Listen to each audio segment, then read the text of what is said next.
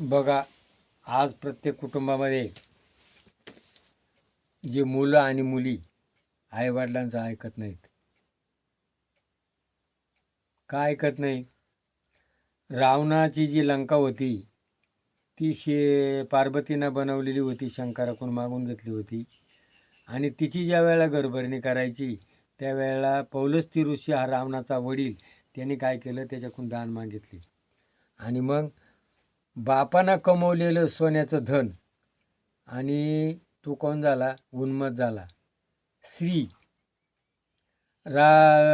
धृतराष्ट्र हा कौरव दुर्योधनाचा याचा धृतराष्ट्राचा लाडका, आणि त्यांनी माझं ते माझं आणि दुसऱ्याचं माझं, आज जिकडं तिकडं रावण आणि दुर्योधन बनलेले. आईवडिलांनी पूर्वी खायला अन्न नव्हतं, अंगाला कपडा नव्हता, आणि त्यांनी गरिबी करून आणि कमवून ठेवलं. आणि मग नंतर आपल्या मुलाला परत गरिबी येऊ नये म्हणून ते घरामध्ये काय म्हणतात, कष्ट करा, काम करा, कमी खर्चा.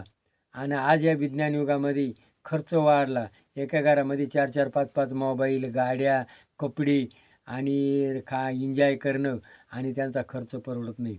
मग आपला खर्च कमी व्हावा म्हणून ते बोलतात.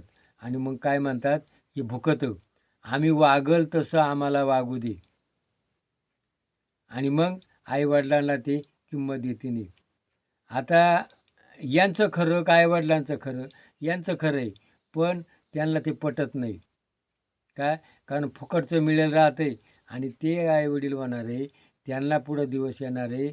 आणि आज काय झालं, हे असं वागण्यामुळं बघा, निसर्ग उन्मत्त मानवाला कोण आकडतो? निसर्ग शेतीमालाला भाव नाही, मजूर मिळत नाही, शेती परवडत नाही, धंद्यामध्ये कॉम्पिटिशन, नोकऱ्या मिळते नाही, आज मुलांना मुली मिळते नाही. हे सगळं भयानक दृश्य आज उभं राहिले. म्हणून देवकुडे आपल्या हृदयात, देवकुडे आईवडिलात, देवकुडे चंद्र सूर्य हवा पाणी प्राणीमात्रा देवय, आणि गेले विसरूनी खऱ्या द्यावा.